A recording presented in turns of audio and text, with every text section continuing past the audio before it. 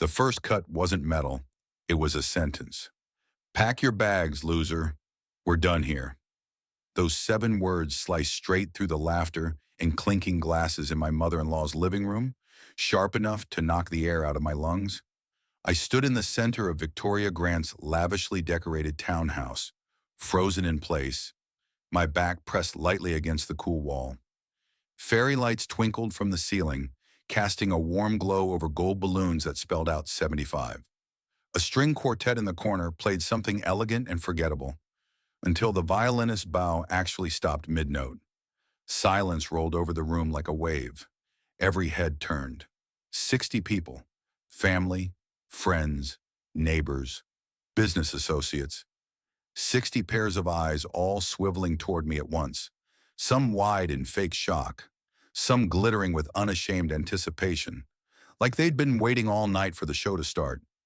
The champagne flute in my hand suddenly weighed a ton.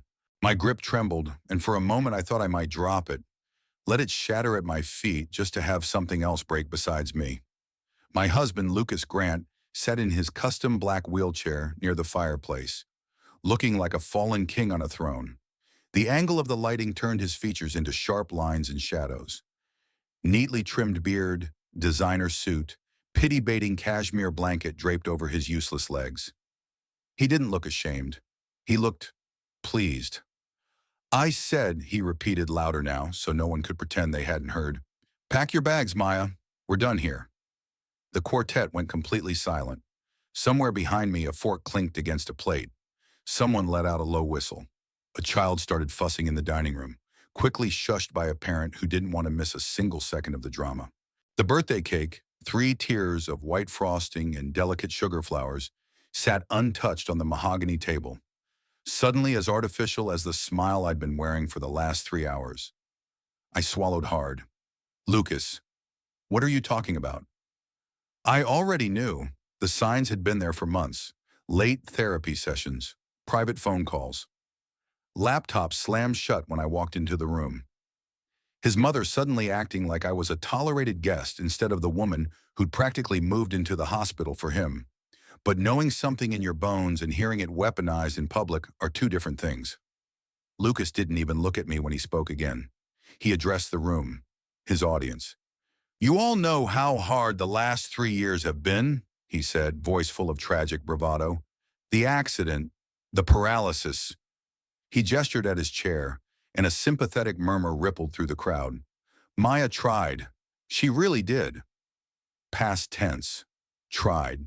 Victoria, my mother-in-law, stood beside him in a navy silk dress that probably cost more than my car. She didn't hide her satisfaction. The faint smirk on her perfectly painted lips told me everything. This wasn't spontaneous. This was staged, planned, a public execution disguised as a milestone birthday. Victoria had spent 3 years patting my hand and calling me an angel for giving up so much to care for her son. Tonight she looked at me like trash someone had finally agreed to take to the curb. What are you saying? I asked quietly. You heard me, Maya. Lucas finally turned his gaze on me, the way you might glance at a mess on the floor you just stepped over. This charade is over. Mom's graciously agreed to let us use her birthday as the perfect moment to make it official. He smiled like this was some cute family announcement and not the detonation of my entire life. I want you out by tomorrow morning. Gasps, nervous laughter. Someone actually muttered, wow, under their breath. Faces I knew floated in my peripheral vision. Lucas's sister, Sophie, watching with barely concealed curiosity. His brother, Aaron, staring very intently at the floor.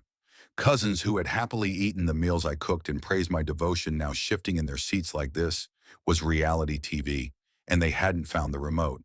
But it was Victoria's face that made my stomach drop. There was no surprise in her eyes, no horror, just cold satisfaction and something like relief. She'd been waiting for this. After everything I've done for you, I whispered. My voice didn't sound like mine. It sounded small, far away. After I gave up my job, my friends, my life to take care of you. Oh, don't start, Lucas chuckled, the sound brittle as broken glass. You made your choices, Maya. I never asked you to give up anything. The lie hung in the air like a bad smell. Everyone in that room knew it was a lie. They'd seen me sprint into the emergency room 3 years ago when the call came. Car accident, spinal injury, critical. They'd watched me disappear from my marketing firm, dropping a decade-long career track to become full-time nurse, chauffeur, therapist, and emotional punching bag. They all knew who had been pushing the wheelchair, carrying the overnight bags, arguing with insurance on the phone. But the thing about lies told loudly enough is that people will pretend to believe them so they don't have to get involved. Victoria tilted her head, voice dripping with faux sweetness. "Do you need help getting to your car, dear?" she asked. "I can have Aaron walk you out." Translated, get out. Quietly. Let us go back to celebrating.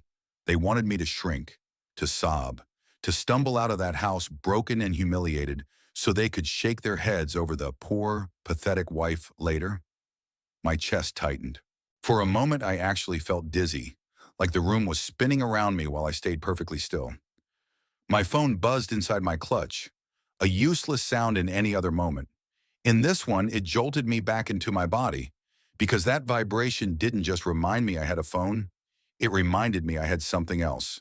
A plan, evidence, and a man whose number I'd been saving for the exact moment Lucas finally tried to set fire to the paper house he'd built. I straightened my spine. My hands stopped shaking. "Actually," I said, setting my champagne glass down on the nearest side table, with a tiny, precise click that sounded louder than Lucas's outburst. "I think I'll make one quick call first." For the first time all evening, his expression faltered. "Maya, don't make this more dramatic than it has to be," he said. "Just go. There's no reason to drag this out." I was already pulling out my phone. He didn't know the irony of those words, that the only reason I'd stayed this long was because I decided to drag this out just enough to bury him with his own lies. One ring, two, three. "Hello, Mr. Ward," I said when the line picked up. The room went utterly still. I knew they could all hear me. "Good. It's Maya. Yes, it's time. Tonight. Bring everything." You could feel the air change. Even the catering staff had frozen, hovering behind trays of canapes and sparkling wine, like waiters in a paused movie scene. Somewhere in the corner, a phone quietly started recording. I ended the call and lifted my gaze, meeting Lucas's eyes first, then Victoria's, then slowly sweeping the circle of watching faces. "Now," I said calmly, "let's see who really needs to pack their bags." For 3 years, I told myself I understood love. I thought it lived in the big gestures, surprise vacations, anniversary dinners, flowers on random Tuesdays, the kind of love you see in movies where couples overcome everything in 90 minutes and roll credits. But that's not the kind of love life handed me. Life handed me IV drips in hospital cafeterias, insurance forms and phone calls at 3 a.m. Love shrank down into small, unglamorous choices, bringing someone water before they asked, learning how to check for pressure sores, smiling when you wanted to scream. It started on a Tuesday. I was standing in a glass-walled conference room on the 23rd floor, presenting a campaign strategy to a table full of executives, when my phone buzzed in my blazer pocket. Normally, I would have ignored it. No one interrupted pitch meetings unless it was urgent. I stole a glance at the screen out of habit. Lucas. We had a rule. He didn't call me during work hours unless it was an emergency. My stomach tightened. "I apologize," I said to the clients, forcing my voice to stay steady. "Could we take a 2-minute break?" They nodded. I stepped into the hallway and pressed accept. "Hello?" It wasn't Lucas on the line. "Mrs. Grant?" A man's voice, professional, clipped. "This is Dr. Keller from St. Mary's Hospital. Your husband has been in an accident." Words blurred together after that. Collision, spinal injury, surgery, come immediately. I remember dropping my folder, pages fanned out across the hallway carpet like someone had thrown a deck of cards. I didn't bother picking them up. I just grabbed my bag and ran for the elevator, heels hammering against polished tile. My heart pounding so hard I thought I might pass out before I even reached the car. At the hospital, everything was too bright and too loud. Machines beeped. Nurses called out numbers and codes. The antiseptic smell hit my nose and lodged in my throat. When I finally saw Lucas, My brain refused to reconcile the image with the man who'd kissed me goodbye that morning over burnt toast. He lay motionless in a bed surrounded by machines, a neck brace keeping his head perfectly aligned, tubes and wires snaking in and out of his body. His skin looked gray against the white sheets. "Maya!" His voice broke when he saw me. Tears leaked from the corners of his eyes. "I can't feel my legs." The doctor's words followed. "Spinal cord damage, incomplete paralysis. We'll know more after surgery, rehab, long-term care. No guarantees." I did what I thought any good wife would do. I took his hand. "We'll get through this," I whispered, leaning close enough that he could feel my breath. "Whatever it takes, Lucas, I'm not going anywhere." Those 3 words, "whatever it takes," became my religion. For a while, they felt noble, brave. The first 6 months were hell. Our apartment turned into a maze of ramps, grab bars, and medical equipment. I learned how to lift his body without hurting him, how to clean wounds, how to time his medication so he slept through the night without waking up in sobbing pain. I stopped going out with friends, stopped answering invitations, stopped visiting my own family. They lived across the country and flights were expensive. And who would take care of Lucas while I was gone? My job held my position at first. I took a leave of absence, telling myself it was temporary, just until we got him stable, just until we figured out our new normal. After 8 months, HR called. Their voices were sympathetic. Their words weren't. "We need someone in your role full-time. We can't hold your position indefinitely. We understand if you have to step away." That night I sat at the kitchen table with a glass of water that should have been wine, staring at the email on my laptop while Lucas watched TV in the living room. "You should go back," he said when I told him. "We need the money. I can manage during the day." He said it so confidently that for a moment I wanted to believe him, but I'd seen the reality.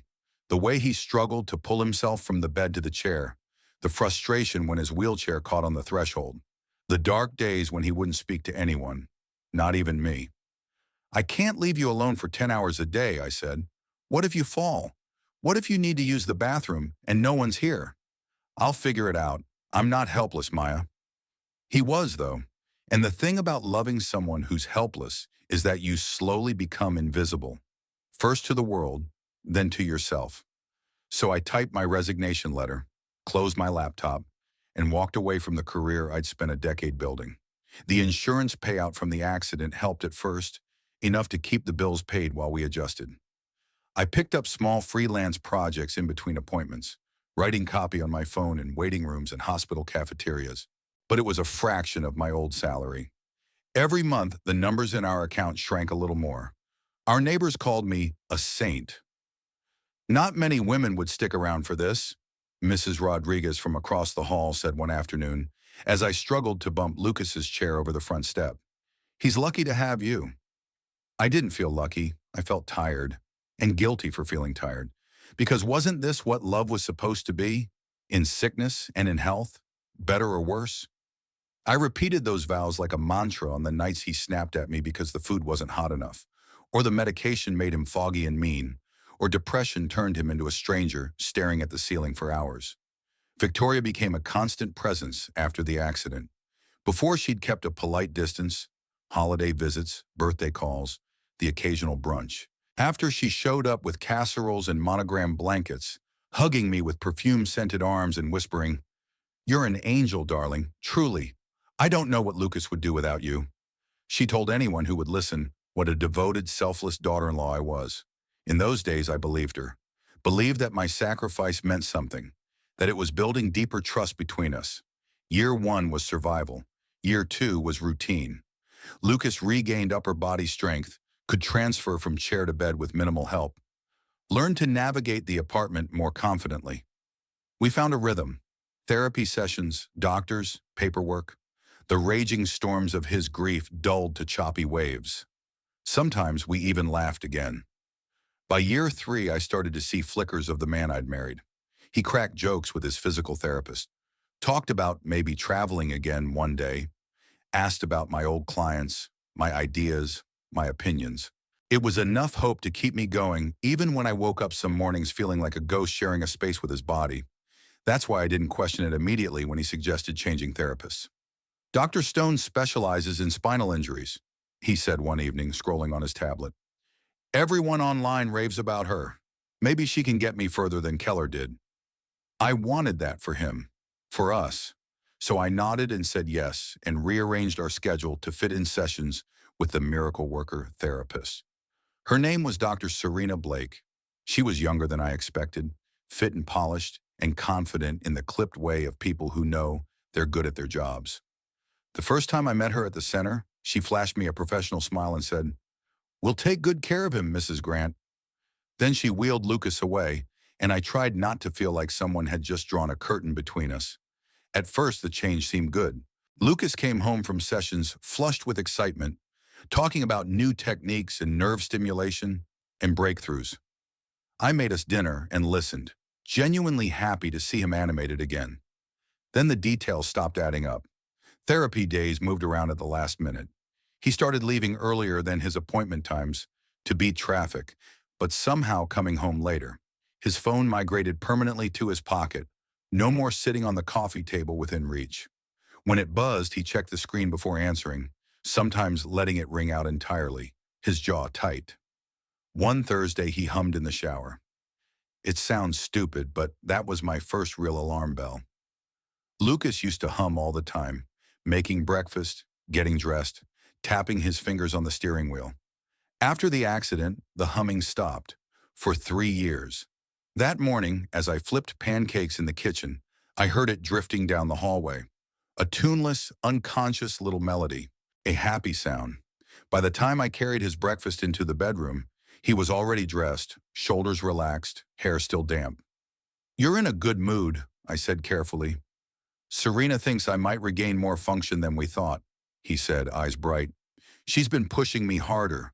I might be out longer today. Intensive work." "What time is the session? I'll add it to the calendar." "No need." He waved a hand casually. "I've got it." That afternoon, I decided to surprise him. I hadn't done it in a while. Show up at the rehab center with his favorite sandwiches, sit with him between exercises, try to feel like a wife again instead of a full-time caregiver. I drove the familiar route, my chest warm with the thought of his smile when he saw me. The receptionist frowned when I asked what room he was in. "Grant. Lucas Grant?" she repeated, tapping at her keyboard. "He doesn't have an appointment today. His next session is tomorrow at 3. Ice crawled up my spine. "Are you sure? He said Dr. Blake added an intensive session this afternoon." She checked the system again, then actually picked up the phone to call the therapy department. "No, ma'am. Definitely not today. Do you want to confirm tomorrow's time?" I walked back to my car in a haze, the sandwiches untouched in my hand. On the drive home, my brain tried to construct innocent explanations like frantic scaffolding around a collapsing building. Maybe they squeezed him in off the books. Maybe Serena made a mistake in the schedule.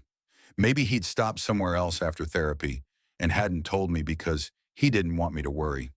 But deep down beneath all the maybes, a hard little stone of dread settled into place. That night, Lucas rolled into the kitchen right on cue, smelling faintly of cologne he hadn't worn in years. "How was the session?" I asked, stirring sauce that suddenly seemed too thick. "Incredible," he said without missing a beat. "We did some new pool work. I swear, I felt a tingle in my right calf. Serena thinks it's a huge sign." He smiled, and if I hadn't seen the empty rehab schedule with my own eyes, I might have believed him. Instead, I smiled back and said all the right supportive wife lines, while inside something huge and quiet began to shift. 2 days later, while he showered, his phone lit up on the bathroom counter. Normally, he took it in with him. This time, he was distracted, humming again. The screen flashed with a message preview before it dimmed. "Can't wait to see you tomorrow. Same time, same place. Acer S. Not Dr. Blake, not a family member, just an initial. Casual, intimate. I stared at the glowing text, my heart pounding so fast it made my vision blur. There were 100 excuses I could have grabbed. A colleague, a friend, a surprise he was planning. But 3 years of reading his moods, his tells, his lies to himself, they all whispered the same thing.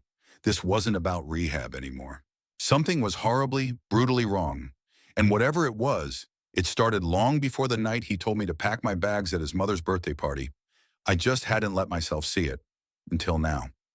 Once you see one crack, you start noticing all the others. After that text from S, I couldn't unsee anything anymore. I stopped moving through our life on autopilot. I started watching, quietly, the way Lucas had watched me for 3 years while I bustled around him, too busy fixing everything to realize I was the one being studied. It didn't take long. The next week, he mentioned another extra session with Serena. Monday, Wednesday, Friday now, he said over breakfast, casually cutting his omelet with the hand he used to complain was too weak. She says the more we push, the better my chances. What time today? I asked, pouring coffee like this was just another conversation. 3. I'll probably be home by 6. 3 o'clock. I dropped him at the rehab center at 2:45, wheeled him inside like always. He kissed my cheek in the lobby, voice soft. Don't wait up for me if it runs late. Go see a movie or something. You never take time for yourself. The words sounded caring. They tasted like metal. I'll see, I said. Then I walked back to the parking lot, got in my car, and didn't leave. Instead, I moved to the far end of the lot, where a row of trees and an SUV blocked me from direct view of the entrance. From there, I could see the door reflected in my side mirror. At exactly 2:58, I watched an orderly wheel Lucas out. Not into the building, out of it. He rolled straight past the automatic doors I'd just pushed him through 15 minutes earlier and into a waiting rideshare, laughing at something the driver said. He never even glanced over his shoulder. My hands tightened around the steering wheel until my knuckles hurt. It could still mean nothing, I told myself. Maybe the session had been canceled. Maybe Serena had moved locations. Maybe... The lies in my head sounded exactly like the lies coming out of his mouth. I followed from a safe distance, my heart pounding so hard I could feel it in my throat. The rideshare headed downtown, weaving through traffic like it had somewhere important to be. 10 minutes later, it pulled up in front of a small boutique hotel with a street-level cafe. Not a rehab facility, not a medical office. A place where people went to have affairs, negotiate deals, or hide. Lucas's wheelchair rolled out of the car. He made a show of adjusting his blanket, of struggling with the tiniest lip in the curb. The driver helped him over it, then left. And then right there on the sidewalk, where anyone could see, Lucas did something that nearly stopped my heart. He stood up.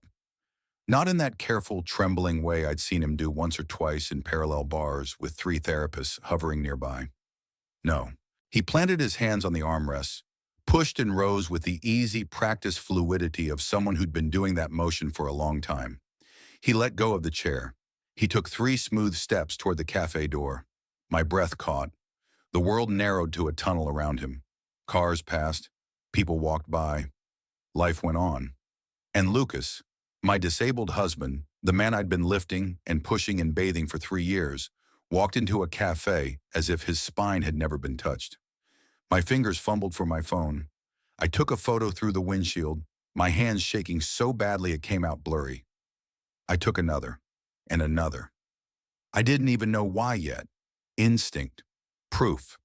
Something to hold up later and say, I didn't imagine this. Look. A few minutes later, she arrived. Serena Blake stepped out of a taxi in a navy dress, hair loose around her shoulders instead of twisted into the clinical bun she wore at the center. She moved like someone who'd never had to think about walking, effortless, entitled to every inch of ground she took. Lucas was already on his feet inside, leaning casually against the counter when she walked in. The smile that lit up his face belonged to a man in love, not a man in pain. She touched his shoulder like it was the most natural thing in the world. They ordered coffee, laughing at some shared joke, then settled at a corner table.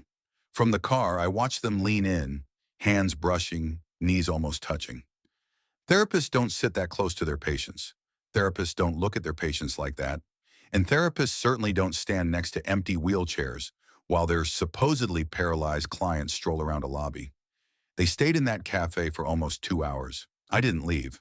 I sat there like a statue, watching through the glass and catching glimpses through the door every time someone came in or out.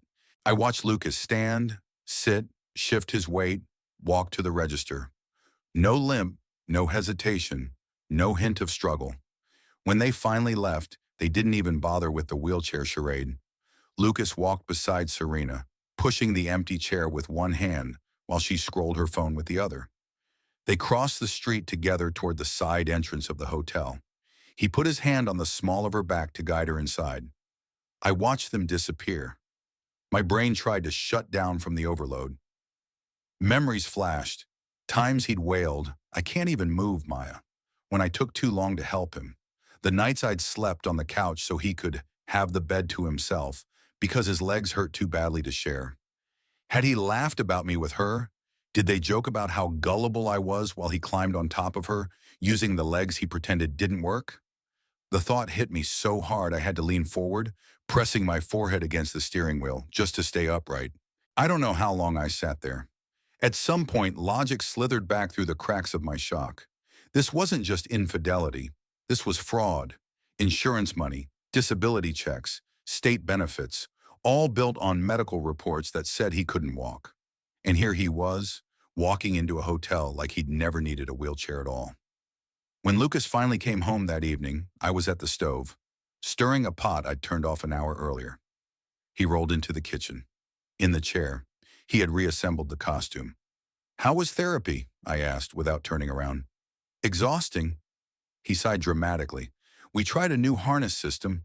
Serena thinks I'm close to bearing weight. I could barely make it to the car afterward." If I hadn't seen him strolling across the hotel lobby, I would have believed every word. I wiped my hands, turned, and looked at him. That was the moment something fundamental in me shifted. Until that night, I'd been reacting to life. Now quietly, I started responding. "Oh," I said, my voice carefully neutral. "That sounds like progress." He smiled, relieved that I was still playing my role. "I told you she's a miracle worker."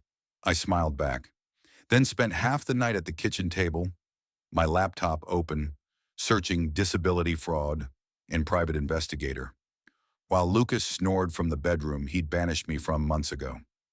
By sunrise, I had a name. Ethan Ward, former fraud investigator for an insurance company, now a private eye specializing in people who said they were broken when they weren't. I met him 2 days later in a quiet cafe on the other side of town, the kind of place no one in the Grant family would ever step foot in. He was in his late 40s, plain suit, neutral demeanor, the kind of man people would forget standing next to a wallpaper pattern, which I realized probably made him very good at his job. "Mrs. Grant?" he asked, standing as I approached. "Yes, Maya." He waited until we'd ordered coffees and the waitress had moved away before he spoke again. "Tell me everything," he said. So I did. I told him about the accident, the paralysis, the years of care, the rehab, the sudden change with Serena, the canceled appointments, the cafe, the hotel, the way Lucas walked like nothing had ever happened. Ward didn't interrupt. He just listened, his eyes steady, his hands folded around his mug. When I finished, he nodded slowly. "This is more common than you'd think," he said. "Not the full 3-year-long performance part," he added dryly, "but people exaggerating or extending disabilities to keep benefits? It happens. A lot." "So what do?" I asked.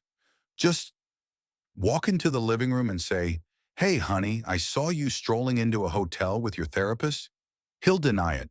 He'll twist it. He'll cry. His family will crucify me. Right now you have suspicion," Ward said. "Maybe even a solid gut instinct. But suspicion isn't evidence, especially not in court." "Court?"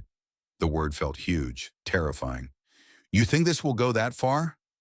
"If he's collecting disability insurance under false pretenses, yes," he said. "We're talking felonies, federal charges, depending on where the money's coming from. The moment you tell an insurance company, they're going to want proof. The moment they see proof, they're going to want blood." I swallowed. "Are you asking if I want him in prison?" "I'm asking what you want," he said quietly. "Do you want out of the marriage? Do you want financial protection? Do you want justice? All of the above require different strategies." No one had asked me what I wanted in years. I stared at the swirl of foam on my coffee. "I want," I said slowly, surprising myself with the clarity emerging under all the chaos, "to never be gaslit again. I want to know I'm not crazy. I want him to face what he's done, not just to me, but to whoever's paying for his fake disability.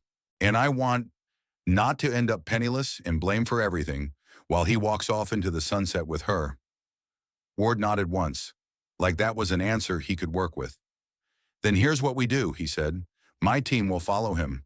We'll get video, clear, time-stamped, multiple locations, walking, lifting, driving, whatever he's not supposed to be able to do. We'll document his movements on the days he claims therapy. We'll also need his medical records, his insurance documentation, bank statements if you can get them. He handles all the finances, I said quietly. He told me it was too stressful for me to deal with on top of his care. Classic, Ward murmured. Can you access anything? Shared accounts? Old logins? I can try. Do, he said. If we can show not just that he's faking, but that he's profiting from it, that's a different level of case. He paused, then added, one more thing. Based on what you've described, new therapist, secretive behavior, his mother's involvement, I'd bet money he's planning his exit, and he's not the type to do it quietly. He has a flair for drama, I said bitterly. Always has. So expect an audience, Ward said. People like your husband want to control the narrative. My guess? He's going to try and leave you in some huge, humiliating scene. That's when he'll be at his most arrogant. And that's often when they make fatal mistakes. An audience, my stomach flipped. Victoria's 75th is in 3 weeks, I said slowly. Huge party, caterers, string quartet, the entire family. She's been talking about it for months. Ward's eyes sharpened. Is he unusually interested in this party? He keeps talking about it like it's some kind of turning point, I said. He's insisted I be there. Victoria keeps dropping hints about new beginnings. Ward's mouth tightened. There's your stage, he said. If he really is going to make a move, that's where he'll do it. Public, emotional, lots of witnesses. He'll want you too shocked to fight back. And you? I asked. We'll be there too, he said. Cameras, documents, and if this is as big as I think it is, probably some friends of mine from the federal side waiting nearby. I blinked. The FBI? I whispered. If he's been defrauding federal programs as well as private insurers? Yes, Ward said. They love cases like this. High sympathy factor, clear deception. The fact that you're the wife and you're the one bringing it to them, that's going to matter. I took a shaky breath. Okay, I said. What do you need from me until then? Ward gave me a long, measured look. I need you, he said, to keep pretending you know nothing. The words hit like a slap. You want me to keep caring for him? Cooking? Driving? Sharing a house with him? Knowing all this? I want you safe, he said firmly. If he suspects anything, he could destroy records, move money, spin this so you look like the vindictive, hysterical wife. If he thinks he's winning, he'll get sloppy. Sloppy is good for us. I hated that he was right. I hated that the only way to free myself was to stay in the prison a little longer. 3 weeks, and I said. 3 weeks, Ward confirmed. We build the case. And when he finally performs the scene he's been rehearsing, we change the ending. When I left the cafe, the air felt different, colder, sharper. I went home to the same apartment, the same walls, the same man in the same chair. Except now I wasn't walking back into a life I'd been handed. I was walking onto a stage I'd agreed to burn down. For the next few days, life turned surreal. On the surface, nothing changed. I woke Lucas, helped him dress, made his breakfast. I loaded him into the car, drove him to therapy, smiled and nodded when he told me Serena was a genius who believed in his potential. Underneath, everything was different. Every time I watched him transfer from chair to bed, I remembered the hotel lobby, the way he'd glided across the floor like a man showing off. Every time he groaned with exaggerated pain, I wondered how many times I'd confused acting for agony. He started humming more. He took longer in the shower. He forgot his phone on tables less and in his pocket more. I said nothing. Instead, I went to the bank while he was at one of his fake sessions, explaining sweetly that I needed statements for taxes. The teller printed out the last year of transaction histories and handed them to me in a neat stack.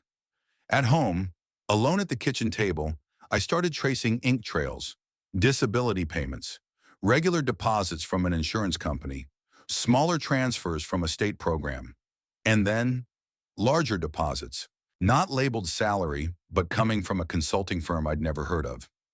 I Googled the company names: digital strategy, brand consulting, remote work. Lucas had a secret full-time income. My jaw clenched. So while I was scraping together freelance gigs in between feeding him, he'd been working, earning, hiding, all while insisting we were barely getting by, so I wouldn't question why he needed control of every dollar. I took photos of everything and sent them to a burner email account I'd created at the library. Then I put the statements back exactly where I'd found them. That night, when he rolled through the front door, smelling like expensive hotel soap, I met him with a smile. "How was it?" I asked. "Hard," he said, rubbing his legs in a little performance. "Serena pushed me. I'm exhausted." "That's good, Mun," I said. "Progress is worth being tired." He smiled, eyes soft, like I was his anchor. "I don't know what I'd do without you," he murmured. There was a time that sentence would have filled me with warmth. Now it made my stomach twist, because I knew exactly what he planned to do without me: thrive, walk, work, and love a woman who hadn't sacrificed a single thing for him, all while painting himself as the tragic, abandoned husband. A week before Victoria's birthday, Ward called. "We've got him," he said without preamble. "How bad is it?" I asked. "Bad enough that even the best lawyer in the state is going to tell him to plead," Ward said. "We've got him walking into hotels, driving a car alone, carrying his own luggage, and Dr. Blake is with him in almost every video." My throat tightened. "So she knows he's not disabled." "Oh, she knows," Ward said.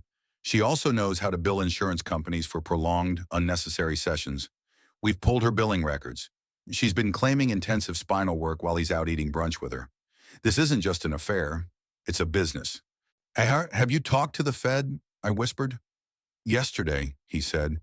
"They're interested, especially when they saw the sums involved: the disability checks, the state benefits, the fraudulent therapy billing.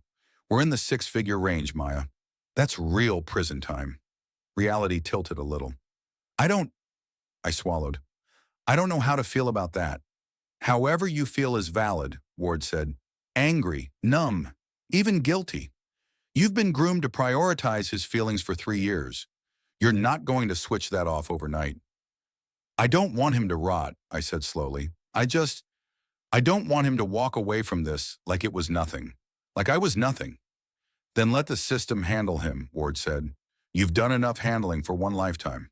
He paused. "The agents want to move at the party," he added. "The timing is ideal. Public setting, lots of witnesses. If he does what we think he'll do, we can hit him with fraud and catch him in the lie at the same time." I pictured it: the candles, the cake, the glasses raised, his voice slicing through the room. "Pack your bags, loser." The knife in my chest. "Okay," I said. "I'll be there." "Stay close to your phone," Ward replied. "When you call, we'll come in." Call. I thought of the scene I'd rehearsed in my head 100 times without realizing it. Him throwing me away, me refusing to break on cue. Victoria's party prep ramped up as the big day approached. Flowers, caterers, musicians. She called me every other day with instructions. "Maya, darling, don't forget to confirm the vegan platters for Sophie's friends. Maya, dear, wear something elegant. I want the family looking perfect in the photos. Maya, be sure to arrive early. I'd like everything to be in place before the guests come." In place? Pieces on a chessboard her son thought he was moving alone. 2 nights before the party, we had the traditional family dinner at her house. Just Victoria, Lucas, his siblings, and me. The atmosphere was strangely charged, like everyone knew something was coming, but only some of us knew what. "You look tired, Maya," Victoria remarked as I set down a bowl of roasted vegetables. "You must be exhausted." "I'm fine," I said. "Just busy." "Well, tomorrow will be clarifying," she said, dabbing her lips with a napkin. "I feel like my life is about to start a whole new chapter." The way she glanced at Lucas told me exactly who she thought was holding the pen. He reached over and squeezed my hand under the table, playing his part. "You'll love it," he murmured. "Trust me." In that moment, if I hadn't had Ward and the feds and a digital folder full of receipts, I might have broken, because that was what Lucas was good at. making you doubt your own reality while he constructed his. Later in the bathroom, I texted Ward. They're definitely planning something for tomorrow. She keeps hinting. His reply came seconds later. Good. Let them. We're ready. The next afternoon, I stood in Victoria's living room, watching the staff light candles on a ridiculous cake, my heart beating too loud in my ears. Guests started arriving in clusters, relatives with expensive jewelry, neighbors with carefully chosen gifts, business associates of Lucas's late father. They streamed in, hugging, air-kissing, complimenting Victoria's dress. Lucas arrived last, wheeled in by Aaron, his expression controlled but electric, like a performer waiting behind a curtain. He scanned the room, counted faces, checked his watch. Ready, he murmured when he rolled up beside me. For your mother's big moment? I asked. For all of it, he said. If he noticed that my hand didn't shake when I reached for my champagne, he didn't show it. At exactly 7, Victoria tapped her glass. Everyone, if I could have your attention, she said, smiling broadly. Thank you for being here to celebrate my 75th. I feel like tonight is not just a birthday, but a turning point, a chance for truth, for new beginnings. She looked directly at Lucas. His cue. I think my son has something he'd like to say, she added. All eyes turned to him. And 3 rows back, near the door, I saw Ethan Ward slip in, dressed like any other guest in a dark suit, his expression bland. He met my eyes briefly, nodded once. My fingers closed around my phone in my clutch. Showtime. Showtime. Lucas cleared his throat, his hand resting lightly on the armrest of the wheelchair like a prop he'd rehearsed with. First of all, he began, voice smooth. Thank you all for being here tonight. Family means everything to me, especially after the last few years. The accident, losing the use of my legs. It's been a challenge I wouldn't wish on anyone. A sympathetic murmur moved through the crowd. People dabbed at their eyes. Someone squeezed my shoulder. And through all of it, he continued, letting his gaze drift toward me, Maya has been devoted. The pause around that word was surgical. Most people would have walked away. She stayed. She gave up her job, her friends, her life. I'm grateful for that. Truly. It sounded like a eulogy, past tense. I felt 60 pairs of eyes turned toward me, some soft with pity, some sharp with curiosity. Victoria stood just behind Lucas, one hand on his shoulder, chin lifted like she was presenting a prized exhibit. But, Lucas said, and the room leaned in, sometimes devotion isn't enough. Sometimes when life changes this much, people grow apart. They want different things. They need different things. He shifted slightly, angling his chair so he faced the crowd more fully. I've realized, he went on, voice gaining momentum, that I need someone who understands what my life is now. Someone who sees my future the way I do. Someone who supports my progress instead of feeling trapped by it. Out of the corner of my eye, I saw movement. Serena. She'd arrived 10 minutes earlier in a cobalt dress, introduced by Victoria as the brilliant therapist who's been helping my son. She'd floated around the room, shaking hands, accepting compliments, wearing that polite professional smile she must have practiced in the mirror. Now she drifted closer, almost unconsciously aligning herself behind his wheelchair. People noticed. I saw heads turn, saw dots connect. Lucas took a breath like he was about to deliver a monologue. So, he said, I think it's time for a change, for honesty, for everyone. Maya. He finally looked directly at me. His eyes were flat. Pack your bags, loser, he said lightly, the words rolling out with almost lazy cruelty. We're done here. For a second, my brain did what it had always done. It tried to protect me. It tried to tell me I'd heard wrong, that he was joking, that nobody said something like that in front of their entire family. Then the silence hit. Thick. Total. Even the string quartet stopped mid-phrase, bows hovering above strings. Glasses hung halfway to mouths, and Aunt's jaw actually dropped. Somewhere behind me, someone muttered, "Oh my God!" There was the knife, sliding in. Except this time, instead of sinking to my knees, I watched it happen like I was outside my own body, standing in the balcony of a theater. watching a play I already knew the ending to. I felt oddly calm. Victoria's smile sharpened. "Lucas," she said, her tone a theatrical scold. "Darling, don't be cruel." But there was a spark of satisfaction in her eyes. "I'm just being honest, Mother," he said, not looking away from me. "Maya and I have reached the end of our road.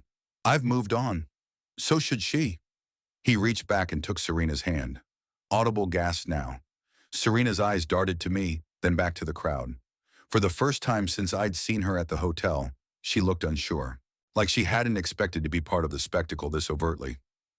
My heart pounded, not from heartbreak, from timing. This was the moment we'd planned around. I slipped my hand into my clutch and wrapped my fingers around my phone. "Wow," I said quietly.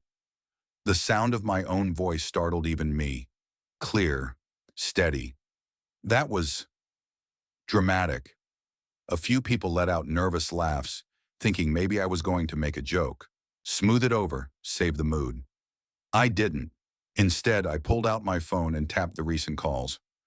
"Actually," I said, raising my voice just enough for it to carry, "before anyone starts packing anything, I think I should make one quick call." Lucas frowned. "Maya, don't do this," he said.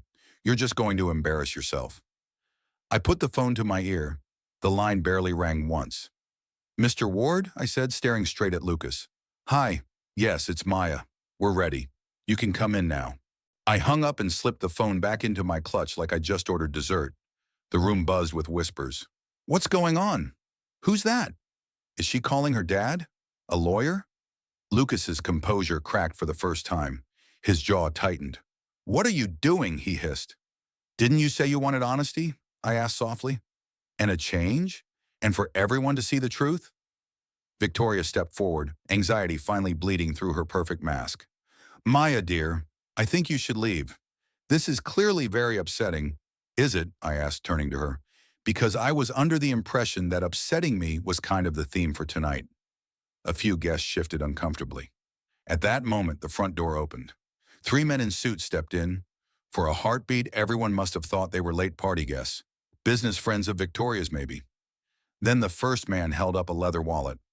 "Excuse me," he said, voice polite but caring. "I'm looking for Lucas Grant." All conversation died instantly. Lucas went bone still.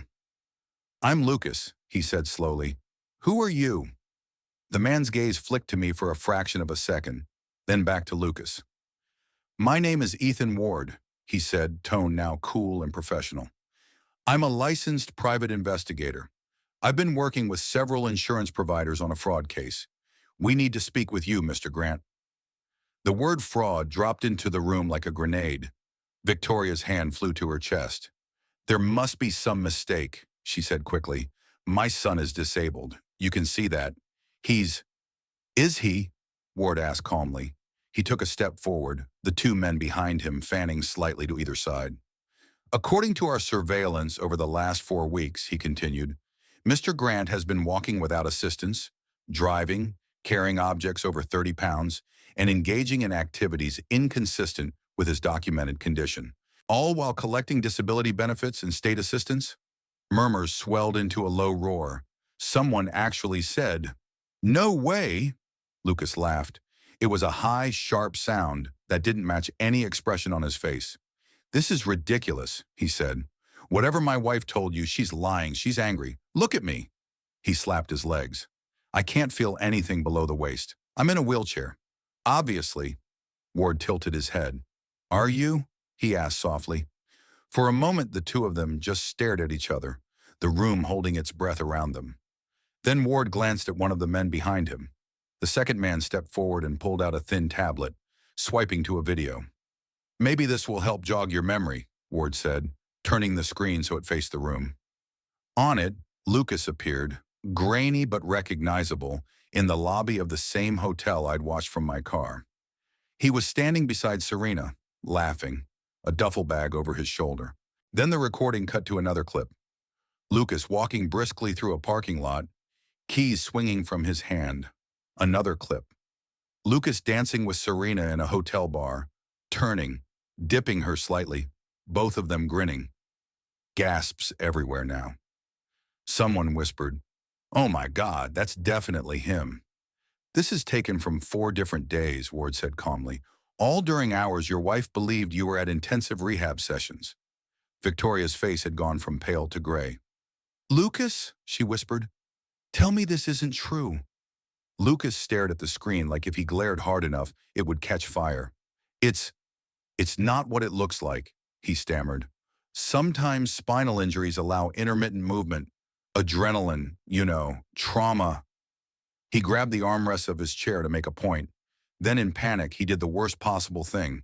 He pushed himself up. It was automatic. Years of naturally standing when confronted, when challenged. His body moved before his brain could stop it. He rose out of the chair. Fully. No wobble, no strain. Just stood there. 60 people watched in stunned silence as Lucas Grant, the man who had sworn he couldn't feel his legs, climbed to his feet in his mother's living room. The string quartet collectively forgot to breathe. Lucas, Victoria choked. You're standing. He froze. It was like watching someone realize mid-step that there was no floor beneath them. He tried to sink back down, muttering, it's adrenaline. Sometimes fear causes temporary... Stop, Ward cut in, his voice suddenly steel. We have 18 months of footage, Mr. Grant. You walking, driving, grocery shopping, dancing. We have medical records showing marked improvement in your condition a year and a half ago. We have billing records from Dr. Blake's practice documenting fraudulent therapy sessions. This isn't adrenaline. This is a con. He nodded to the third man, who stepped forward and produced his own identification. Agent Morales, he said, Federal Bureau of Investigation. Mr. Grant, you're under arrest for mail fraud, wire fraud, and conspiracy to commit insurance fraud. People actually gasped at the word federal. The room erupted into overlapping noise. Is this real? FBI? Like actual FBI? Lucas, what did you do? Serena took a step back, her composure shattering. I need to call my lawyer, she stammered. I didn't know. Ward turned his head slowly. Dr. Blake, he said, we have your billing records and email correspondence. We'll be happy to discuss what you did or didn't know at the station. For now, you're part of this investigation as well. Agent Morales began reading Lucas his rights. Another agent moved to stand discreetly near Serena. In the middle of it all, Lucas looked at me. There it was, the thing I'd been waiting for, without even knowing it. Fear. How long have you known? He asked, his voice low, incredulous. I felt something old loosen in my chest. Long enough, I said. Long enough to stop doubting myself. Long enough to gather evidence. Long enough to make sure that when you finally tried to shove me off a cliff, you went over first. They can't do this, he sputtered. You think you're going to look like some hero? You betrayed me. I actually laughed. I betrayed you, I asked. You've been walking for 18 months. You let me sleep on the couch so you could have space. You took disability checks while working under the table. You cheated on me with the therapist I trusted to help you. I raised an eyebrow. I think we have very different definitions of betrayal. Agent Morales took his arm, his functioning, strong arm, and guided him gently toward the door. Handcuffs clicked. Victoria, still frozen by the fireplace, whispered, Lucas, tell them it's a mistake. Tell them your wife set you up. Ward heard that. His gaze swung to her. Mrs. Grant, he said more softly, your daughter-in-law is the reason anyone found out. Without her, your son would still be walking into hotels while pretending to be helpless. Whatever you think of her, she's the only one who wasn't playing a role tonight. Victoria looked at me then. Really looked. Not at the caregiver. Not at the scapegoat her son had painted. At me. Maya. Her eyes filled with something I'd never seen there before. Not disdain, not condescension, remorse. Maya, she whispered, did you really not know until recently? I found out 3 weeks ago, I said, my throat thick. I saw him. I hired Mr. Ward. We built the case. 3 weeks, Lucas repeated, stunned. You've been acting normal for 3 weeks knowing all this? I acted, I said quietly, because that's what you taught me to do. He flinched. They led him outside, a parade of expensive suits and federal authority. Someone at the back of the room started crying. Someone else started whispering updates into their phone like this was breaking news. Serena followed, her shoulders hunched, escorted by another agent. The front door closed behind them with a heavy final thud. Silence rushed in, thick and awkward. Victoria sank slowly into the nearest chair like her legs might give out. I, she began, then stopped. I helped him plan this party to humiliate you? Her voice shook. He told me you'd become cruel, that you resented him, that you wished he'd died in the accident. He showed me texts, messages where you said you were sick of taking care of him. He played me recordings of you shouting. I thought. She looked at her hands as if she could still see the imaginary messages there. I thought you deserved this, she whispered. The words should have hurt. Instead, they just slotted into the grotesque mosaic of Lucas's manipulation. Another ugly piece I'd been missing. I never wrote those messages, I said. I never said those words. If he showed you anything, he faked it, edited it, scripted it. Sophie, his sister, let out a strangled sound. That tracks, she said bitterly. Remember when we were kids and he forged Dad's signature on that permission slip? He was always good at making things look real. Aaron scrubbed a hand over his face.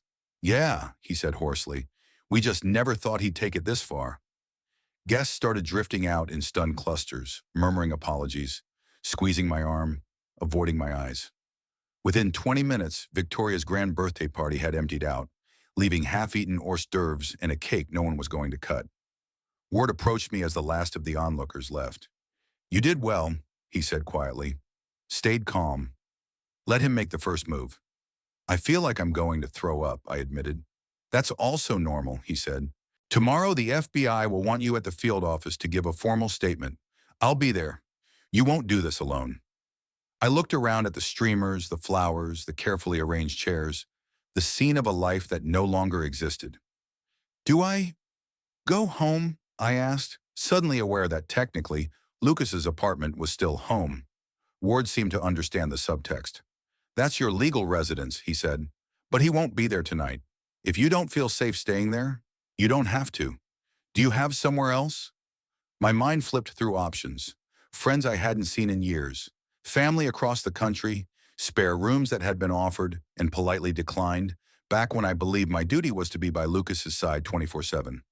I'll manage, I said quietly, for tonight, but soon, I'm going to find somewhere that's mine. He nodded. Good, he said, because whatever happens to him now, you're finally free to decide what happens to you. For the first time in 3 years, the word free didn't sound like a fantasy. It sounded like a door quietly swinging open. And this time, no one was going to slam it in my face. The next morning, the sky over the city was flat and gray, like someone had turned the saturation down on my life.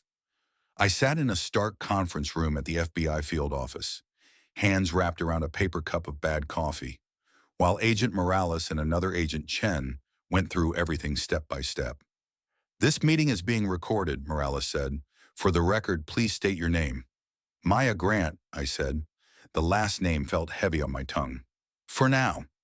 They walked me back through the timeline, the accident, the rehab, the new therapist, the canceled sessions, the hotel, the investigator, the party. Every time I thought I'd already told the most humiliating part, there was another angle to explore, another detail to excavate. Did you ever suspect earlier that Mr. Grant's disability might not be as severe as he claimed? Chen asked. No, I said honestly. When he first came home from the hospital, he couldn't move his legs. He needed help for everything. If he started improving and hid it from me, he did a very good job. How has this impacted you financially? Morales asked. I let out a small, humorless laugh. I gave up a 6-figure career to take care of him, I said. My savings went into our mortgage and his medical equipment. I did freelance work from home, but it was nothing compared to what I was making before. He controlled the finances. I trusted him. Morales' expression softened. You're not the one on trial here, she said. I know it can feel like that when we ask these questions, but your cooperation has been invaluable. Without you, this case might still be buried. Will he go to prison? I asked quietly. Yes, Chen said, not sugarcoating it. The amount of money involved, the length of time, the fabricated documentation, even with a plea, he'll serve time. We'll also be charging Dr. Blake. She's been running similar scams with other patients. I pressed my fingers to my temples. So there are other Mayas out there, I murmured. Other women giving up their lives while someone quietly cashes in on their devotion. Morales slid a document toward me. This is a victim resource list, she said. Therapists, legal aid for spouses in fraud-related divorces, support groups. I'd strongly suggest you talk to someone who can help you process this. Trauma doesn't always come with bruises. I nodded, my throat tight. After the FBI, the lawyer came next. Her name was Rachel Singh, recommended by Ward, sharp eyes, sharper mind, energy like a coiled spring. She'd clearly handled more than her share of messy divorces. Based on the preliminary information, she said, shuffling through papers, this is actually one of the cleaner ones. Most of the assets he's built in the last couple of years are tainted by fraud. Those will be seized for restitution. That takes some of the fight out of it. What about our apartment? I asked. The car? My retirement from my old job? The apartment was refinanced using disability income, she said. That complicates things. Most likely it will be liquidated. We may be able to argue for some equity on your behalf if we can prove your pre-accident contributions. Your retirement accounts, however, are clean, and depending on how we structure the divorce, you may qualify for rehabilitative spousal support. I flinched at the word support. The only support I want from him, I said, is his absence. Rachel studied me for a moment. I get that, she said, but I also need you to consider the practical side. You lost 3 years of earning potential. That has a cost. You're not asking for something you didn't earn. You're asking to be compensated for what you gave up on the basis of lies. I exhaled slowly. I've already been paid in pain, I said. I don't want his money. I don't want to be tied to him in any way when he gets out. Rachel tapped her pen against the table thoughtfully. Okay, she said. Then here's what I suggest.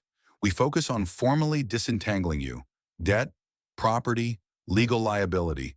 We make sure nothing about his fraud can splash back onto you. We protect your clean assets and your credit, and we push for a divorce decree that makes it crystal clear he owes you nothing and you owe him nothing going forward. That at least sounded like something I could live with. What about his family? I asked. Are they liable for any of this? Not unless they actively participated, she said. From what Ward told me, your mother-in-law was manipulated too. She's already been in contact with the agents. If anything, her testimony will help. I left her office with a stack of forms, a court date, and a strange lightness in my chest. My marriage was ending in the ugliest way possible, and yet, it was ending. A week later, I attended Lucas's arraignment. The federal courtroom was all polished wood and stern faces. Lucas shuffled in wearing an orange jumpsuit, shackles glinting at his ankles. There was no wheelchair now. The image was almost absurd. Serena stood beside him in the defendant's area, also in orange, her hair pulled back, all traces of the poised professional gone. The prosecutor read the list of charges: wire fraud, mail fraud, conspiracy, falsifying medical documentation. The amounts involved, over $120,000 in disability and state benefits, plus fraudulent insurance billing in excess of $70,000. When the judge asked for his plea, Lucas's lawyer stood. Not guilty, Your Honor. My jaw clenched. Of course. Beside me, Ward leaned in. Don't get too worked up, he murmured. This is just first move. They almost always plead not guilty at arraignment. It's posturing. The judge set bail high, but not unreachable. I watched Victoria in the gallery, stiff-backed, clutching her designer bag like a life vest. When Lucas turned to find her, she didn't quite meet his eyes. 3 weeks later, he changed his plea. Ward called me with the news. They're taking a deal, he said. 18 months in federal prison, full restitution, no contest on the fraud. Dr. Blake's taking 2 years, losing her license. I sank back onto my bed in the tiny sublet I'd moved into after the party. How do I feel? I asked aloud, half to him, half to myself. Relieved, he suggested. Angry? Nothing at all? Oddly, it was the last one. I feel, I searched for the word, empty, but in a clean way, Like when you finally box up the junk you've been tripping over and set it by the door. The room isn't redecorated yet, but at least there's space. That space is yours now, Ward said. Use it well. He was right.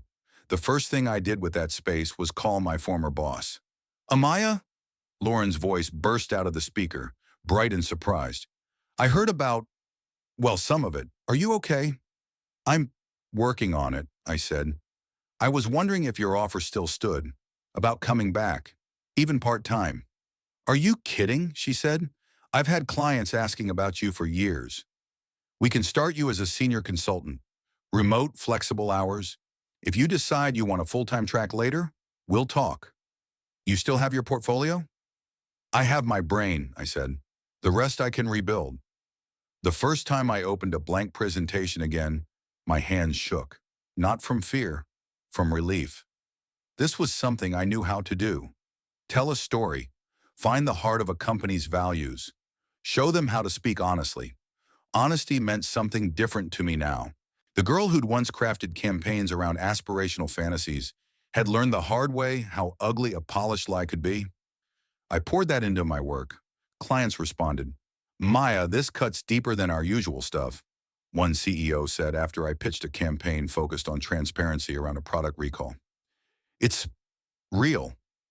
Real is selling, I said simply. A month after the sentencing, Victoria called.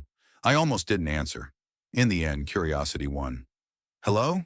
Maya, she said, sounding older than her 75 years. Thank you for picking up. I wouldn't have blamed you if you hadn't. Silence stretched. I wanted to tell you personally, she continued, that I've changed my will. I blinked. That's not something you needed to report to me. Maybe not, she said. But you're part of why I did it. For years, I've poured money into things that don't matter. Dinners, parties, appearances. I believed Lucas when he told me you were cruel. I helped him plan to humiliate you. The more I talked to my therapist, the more I realized how much I enabled his need for control. I sat up straighter.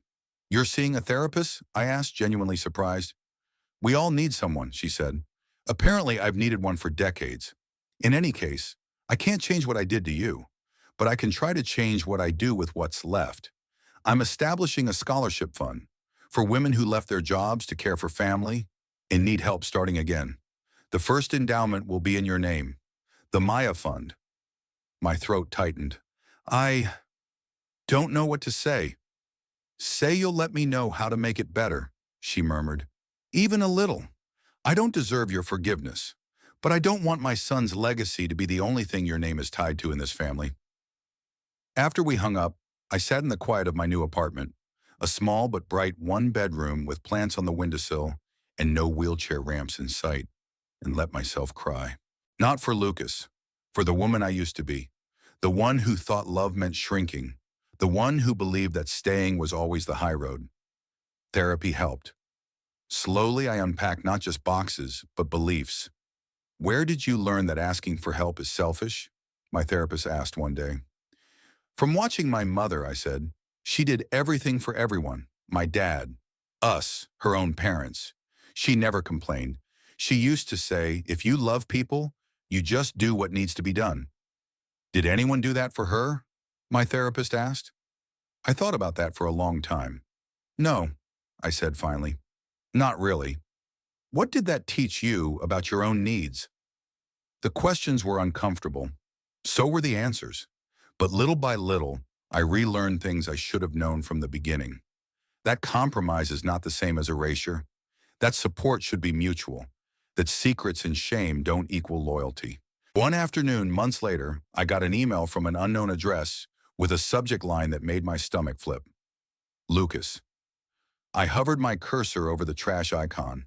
Then very deliberately, I clicked open. The message was long.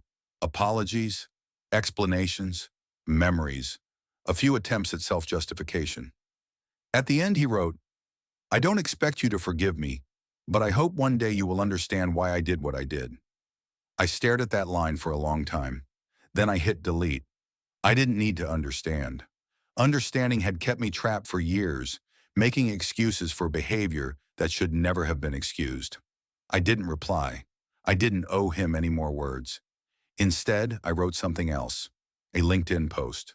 Not naming names, not sharing details, but talking about caregiver burnout, about how easy it is to lose yourself in someone else's crisis, about the importance of maintaining your own identity. The response was overwhelming. Messages poured in. People caring for sick spouses, aging parents, disabled children, people who felt guilty for being tired, people who'd quietly watched their own careers evaporate in the glow of hospital fluorescent lights. One message in particular stuck with me. I read between your lines and I think I know what you've been through. My husband hasn't walked into any hotels yet, but he's been milking his injury for everything he can get. Your words made me realize I'm not crazy for feeling used. I'm making an appointment with a lawyer tomorrow. I forwarded the message to Ward with a simple note. Here's one you won't have to find. She's finding herself. He replied, good. That's the best kind of case. For the first time, I started to see my story as something more than a pile of wreckage. It could be a warning, a flare shot up in the dark for other people stumbling through similar lies. Rebuilding wasn't glamorous. It didn't happen in a montage with upbeat music. It looked like early mornings writing copy for clients in sweatpants, afternoons in therapy, evenings watching trashy shows simply because I liked them, not because I was keeping someone else company. It looked like meeting an old friend for coffee and not apologizing for being busy with Lucas anymore. It looked like sitting on my own couch, my couch, eating takeout from the restaurant I liked most, not the one he preferred, and realizing I didn't have to negotiate over the dipping sauces. It looked like breathing, freely, without waiting for someone to call my name from the next room, demanding something that cost me more than I had to give. The woman staring back at me from the bathroom mirror started to change. She stood a little straighter. Her eyes were clearer. She didn't look like a nurse anymore. She looked like herself. 6 months after Lucas went to prison, I walked into a glass-walled boardroom high above the city and plugged my laptop into a projector. Thank you all for coming, I said, as a half-dozen executives settled into leather chairs. Today I want to talk about why your last campaign underperformed and what we can do differently by being honest. The old me would have smoothed that sentence, softened it. Today, me didn't have time for that. I clicked to the first slide. Graphs, numbers, social sentiment analysis. The problem, I said, isn't your product, it's your story. You're trying to sell perfection in a world that's tired of being lied to. People don't want glossy illusions anymore. They want truth. On the screen behind me, buzzwords appeared. Transparency, accountability, humanity. 3 things I'd been starving for in my own life. We build campaigns around honesty, I continued. What you really stand for. What you've really learned. When you admit your mistakes and show how you fix them, people trust you. And right now, trust is the rarest commodity you have. When the presentation ended, there was a beat of silence. Then the CEO, a woman in her 50s with silver-streaked hair and sharp eyes, smiled. Ms. Grant, she said, have you considered coming on as our chief brand officer? Contract work is fine, but we need someone like you in-house. Chief. I flashed back to countless nights sitting in a dark living room, laptop balanced on my knees, writing campaigns I never got credit for because my job title said senior strategist and my real job title at home said caregiver. Now here I was being offered a seat at a table I'd once had to pull up a folding chair just to get near. I have considered it, I said, and I'm interested. I just don't compromise on certain things. Such as? She asked, curious. Integrity, I said simply. If we're going to tell your story, we tell the whole story, not just the flattering parts. Something in her expression softened. That's exactly why we want you, she said. That night I celebrated, not with a man, with myself. I ordered good sushi. I bought a bottle of champagne that cost more than I used to spend on groceries in a week. I sat on my balcony, watching the city lights flicker on, and toasted the version of myself who had survived long enough to sit there. To the girl who thought she couldn't start over, I said quietly, raising my glass, you were wrong, and that's the best mistake you ever made. Life, of course, wasn't all work. New people drifted in. One of them was Adam, a UX designer I'd met on a project, a single dad with kind eyes and a messy sense of humor.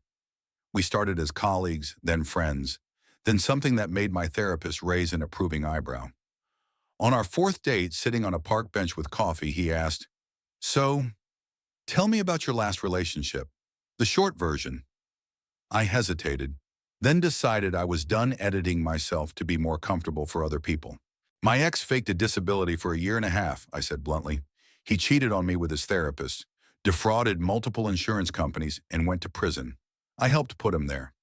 Adam blinked. "Wow," he said after a second. "And here I was worried I'd sound dramatic telling you my ex moved to Bali to join a yoga cult." I laughed, tension evaporating. "So that doesn't scare you off?" I asked. "Should it?" he said, genuinely puzzled. "You went through hell, you got out, you helped stop a criminal, and you rebuilt your life. If anything, that makes you the most impressive person I've had coffee with." My chest ached in a good way. "You're not intimidated by the I turned my husband in part?" "If you turned him in for not doing the dishes, maybe," he said.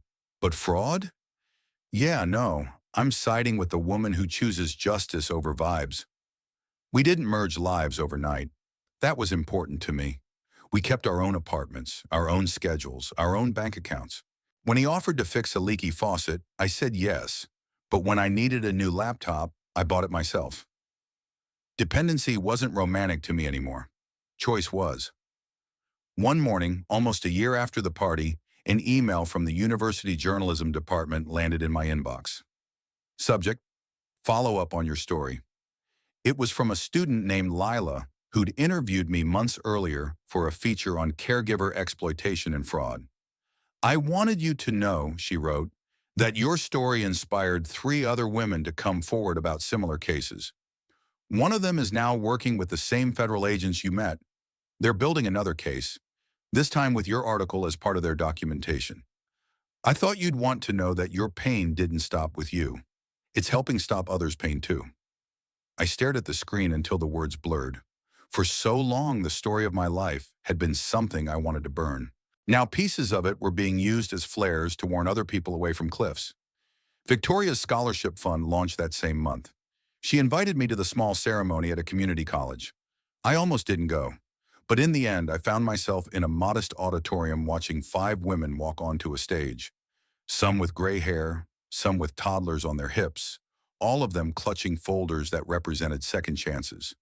"The Truth and Courage Fund," the banner read. In smaller letters, "In honor of caregivers who had to start over." Victoria found me afterward, standing awkwardly near the refreshment table. "Maya," she said, her voice careful. "Victoria," I answered. We regarded each other for a moment like exiles from different sides of the same war. "I don't expect you to forgive me," she said, "but I am grateful you came." "I'm not here for you," I said gently. "I'm here for them." I nodded toward the scholarship recipients, laughing with their kids, talking excitedly about classes. "I know," she said. "I'm starting to understand that most of what you did was never about you either. That's what I regret the most, that I didn't see you as a person until my son's lies fell apart." We stood together in silence for a moment. "How is he?" I asked finally, surprising myself. "Angry," she said honestly. "Then hopeless.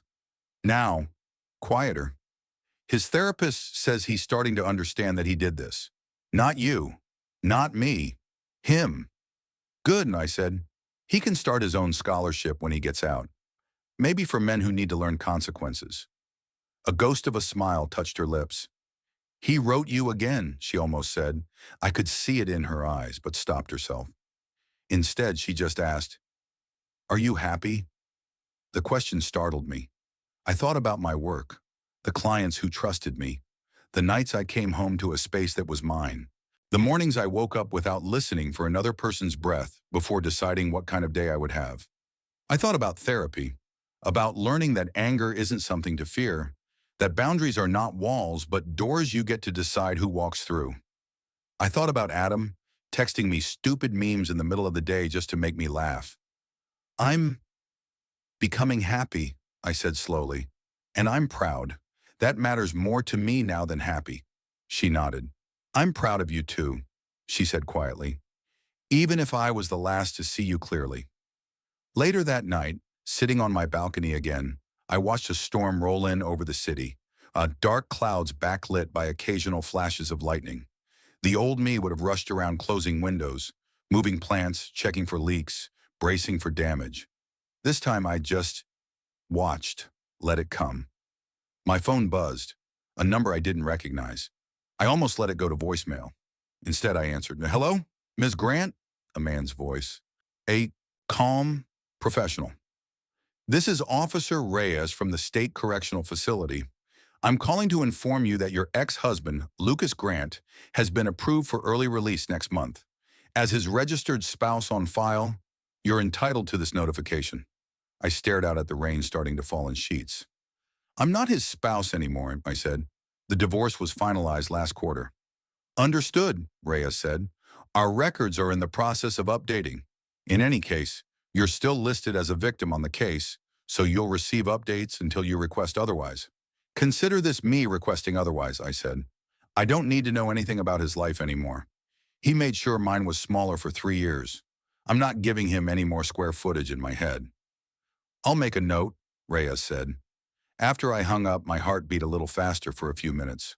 Old habits, waiting for the inevitable reappearance, the next manipulation.